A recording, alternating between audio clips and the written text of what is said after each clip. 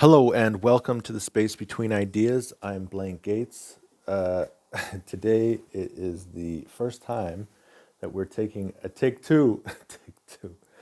So I recorded this video, and actually it happened to me once before. Remember when it seemed like the video ended abruptly? So again, the video ended abruptly this time. But also, I wasn't really that interested. Like, the material that I was talking about wasn't as interesting as, or as focused on the topic as I would have liked to have been. Another issue not related to that is yesterday's video, where in the video I said it was day number 83, I think, but actually it was day number 85. And now today is day number 86. So I don't know what's happening. Maybe I'm starting to get a little kooky. It's warming up outside. The snow is gone. The ground is still wet. So this is like post-snow wet. It's not rain. It's post-snow wet. It's still wet. There's all kinds of smells that are in the air because, as you know, most of that is frozen during the winter. And now it's starting to thaw. So you have to watch where you step in Belarus, in Minsk. And the sun is out, and I'm sure that the buds of the trees are going to start coming out pretty soon. And this is the time which I have been foreseeing since the beginning of this challenge. So if this is like a year or 2 years or 5 years or 10 years or 20 years after I originally recorded these videos, then you will have seen that I was talking about spring coming, and strangely enough, spring always follows winter, or at least it has done for millions and millions and millions of years, since the Ice Age. That was only icy back then. So today's theme is called entities. Entities. So what are entities? Entities, they could be people. Entities could be companies. Entities could be your 5-year-old child. Entities could be the neighbor across the street. Entities could be the guy at the local church. Entities could be somebody that you need help from in the hardware store. Entities could be a lady in your office. Entities could be a group, like a charity foundation. Entities could be a business, supplier, a producer, could be a factory. Entities are anything, any group of people or individual that's doing something, that's alive. Probably we're not going to deal with people who don't have functional abilities or have limited functional abilities. I mean, you could have a discussion about entities. So if you're, like, I have a sister and her son has autism. So this is probably this is an interesting discussion. So today's theme is how to meet the needs for involvement, how to meet the needs for involvement of entities. And I don't know the details because I haven't spent very much time talking to my sister about how her needs are met. Like, because she wants to be involved in the community. She wants to be also involved in programs for her son. She wants her son to be involved. So he has needs to be involved with society. And she has needs for herself, her family, and her son to be involved with society. And society also, we all have different needs. So every entity, whether it be a child with autism or whether it be the CEO of a Fortune 500 company, we all are dealing with the needs of others to be involved. Now, in general, we're talking about business on this YouTube channel. And so let's talk about some business scenarios. So imagine I want to be involved, all right? I want to get involved. Or maybe there's somebody else who wants to be involved. So what is something that I can do? All right, so if I'm Uncle Blaine, so I have some nieces and nephews. I'm Uncle Blaine, and I start a business, so I'm currently running this business. And what happens if they want to get involved? They want to move to, well, now you don't actually have to move to Minsk to get involved with this business, with my business. Right now, there's the author of the book Create Crucial Insight, Thomas Buchholz. We met in Silicon Valley around 6 years ago. And so then he was considering how can he meet my needs to get involved with his theories, his ideas. And over a 6-year period of time, we've been communicating. And throughout this process, we have discussed and decided on a variety of different ways that I can be involved with helping other people to learn about his checklists. And in this 101-day challenge, specifically the themes of each of these checklists. And you've successfully made it through all of the checklists save one. We're on the very last checklist in this series. And so through this process, we have been thinking of ways so that I can be involved. And basically, you could say that he's created a position. He's given his consent for me to teach other people and be paid money regarding the themes and the checklists. All right, so he has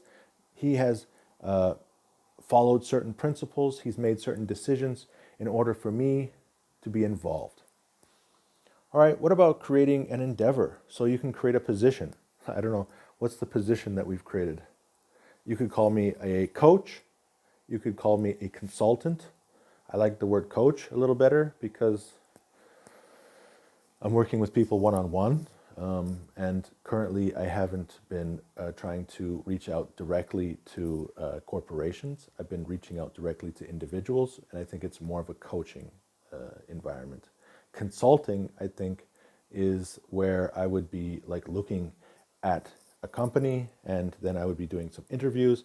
I would be looking at how the people are interacting, and then I would then apply these checklists, and then I would give some advice, and then possibly create some kind of program based on the needs of that corporation. And in that case, that would be a consulting situation. Right now, I'm just doing coaching, and I fully expect that at some point I will be introduced to an opportunity to create a consulting project.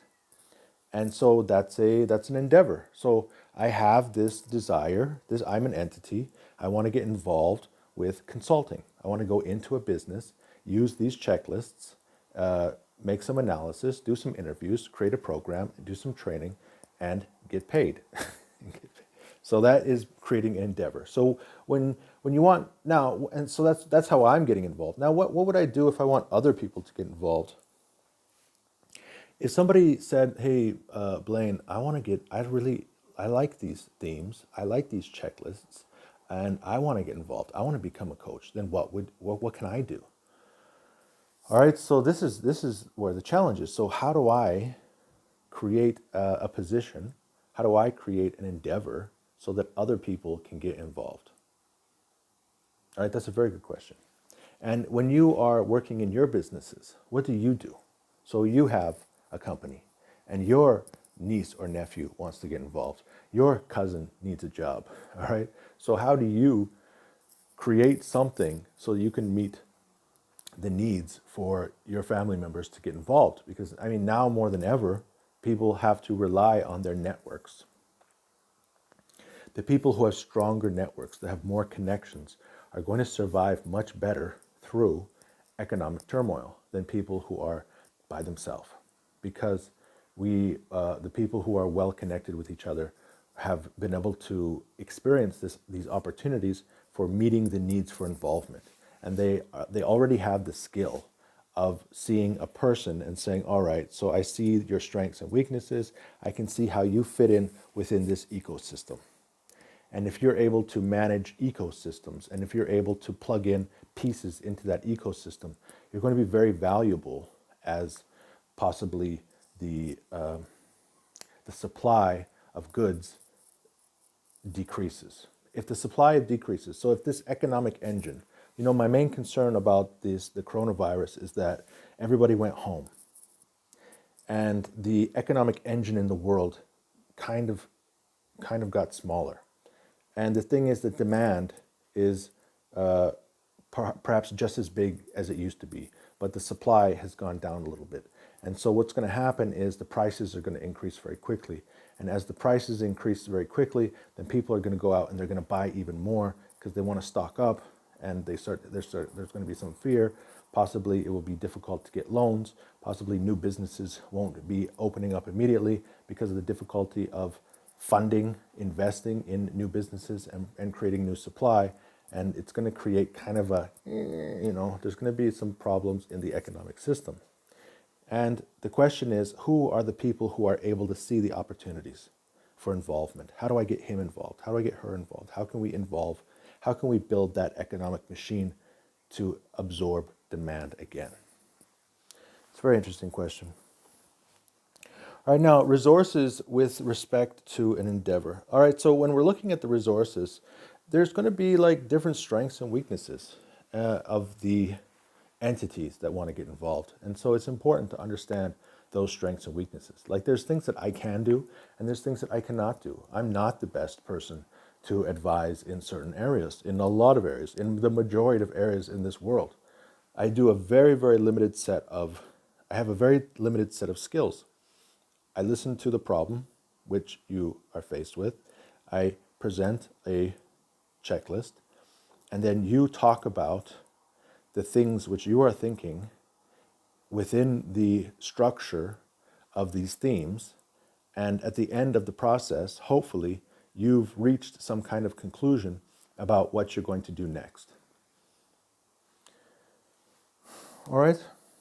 So at the end of the day, what you're asking yourself is, how do I deal with this entity's desire regarding their involvement in this endeavor? You have a very specific person who wants to get involved, who has a strong desire to be involved in this specific endeavor. You have a very specific person who wants to be involved with a very specific project. And the thing is that, like, the question is resources. Should that resource, so if you say that the resource is an endeavor, should that resource be involved with that project? And that's the difficulty, right? So, like, I am an entity. I want to be involved in this project. Or here's an entity here, and they want to be involved in this project. The question is, should or shouldn't this resource be associated with this project? And that's the difficulty of it, because for the first 10 minutes, 11 minutes of this video, I've been talking about the people that have the skill to be able to put people into endeavors and projects and be able to create that social soup and to develop the economy are the most valuable. But at the same time, sometimes you have to say no. Sometimes you have to say, I'm sorry, but this entity, I cannot satisfy the desires of this entity regarding this endeavor. I'm space between ideas. This is Blaine Gates. I think I'm backwards.